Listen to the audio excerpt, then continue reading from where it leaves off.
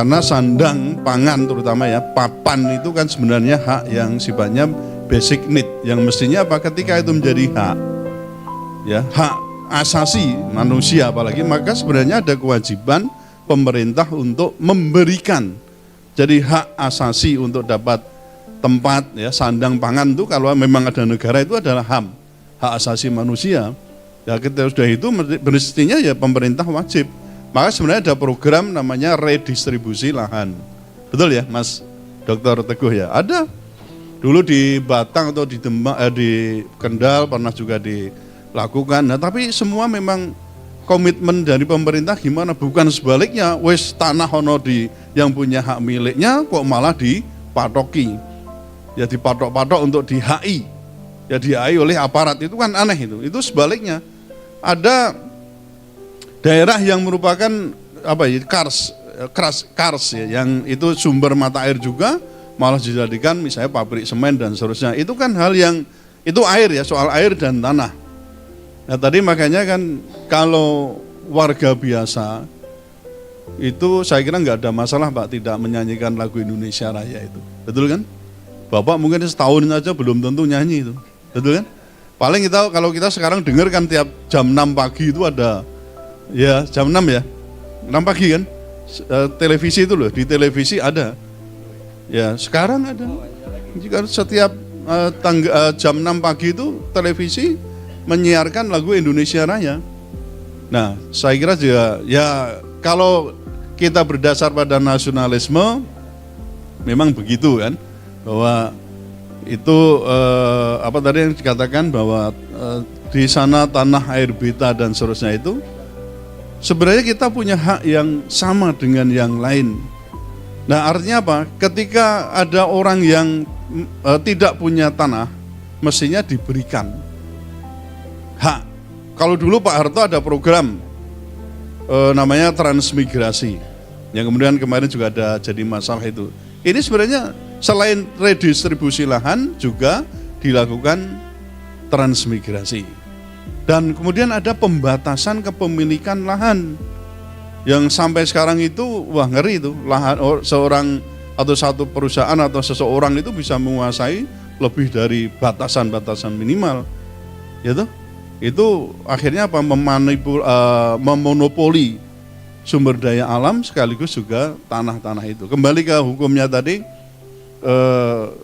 ya sepanjang tidak menolak, kalau Bapak diam misalnya tidak menyanyikan itu tidak ada masalah ya. Tapi kalau misalnya berani menolak untuk terhadap misalnya menyanyikan lagu Indonesia Raya, kemudian juga apa tadi padamu negeri misalnya, terang-terangan kita menolak itu ya tentu ada masalah. Apalagi dipeleset-peleset ke Pancasila jadi Pancagila, dan itu jadi persoalan tersendiri bagi penguasa, terutama kalau kita sendiri tidak ada masalah, jangan nggak menyanyikan itu. Itu menurut saya loh ya, menurut saya, pandangan saya.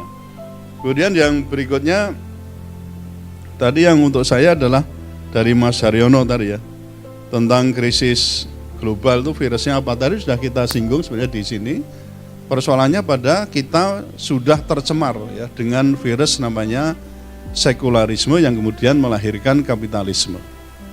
Sekuler itu berarti ada pemisahan ya dalam menangani kehidupan itu antara agama dengan sistem pemerintahan, terutama begitulah ya, antara agama dan negara misalnya lebih konkret lagi itu terpisah. Sementara kita itu di Undang-Undang Dasar 45 itu sudah menyebutkan bahwa negara ini adalah berdasar atas ketuhanan yang Maha Esa. Itu di pasal 29 ayat 1 Undang-Undang Dasar 1945. Itu sudah jelas begitu.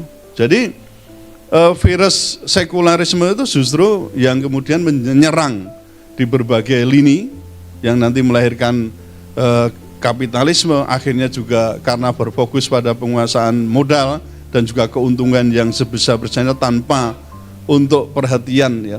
Artinya ada menyampingkan pada kesejahteraan rakyat, itu jadi masalah. Meskipun di luar negeri sendiri seperti Jerman itu sebenarnya kayak ekonomi pasar itu sudah ditambah dengan sosial, jadi ekonomi pasar sosial.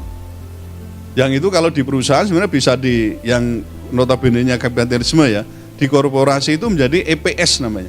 EPS itu Employee ESP ya, Employee Stock Ownership Program, Employee Stock Ownership ESOP ya, yaitu sistem kepemilikan saham bersama. Jadi sudah mulai agak cair-cair ya, tapi aspek kapitalismenya jelas lebih tinggi dibandingkan dengan aspek sosialnya. Ini yang jadi masalah. Kita sekarang konon ini dengan KDMP itu ya salah satunya sebagai cara untuk mewujudkan ekonomi Pancasila yang dinilai itu ekonomi yang demokrasi ekonomi, maunya pada persoalan gotong royong dan lain sebagainya. Tapi kalau kita lihat yang lebih kesiapan dari pengelola sendiri termasuk rakyat itu bukan main. Ini makanya tadi KDMP pun itu saya kira lebih kepada kepentingan politik dibandingkan dengan pertimbangan ekonomi, dan memang basic grassroots-nya itu enggak ini, maksudnya tidak mendukung. Saya pernah ngomong di forum itu ya, coba lihat aja 2-3 tahun itu mangkrak.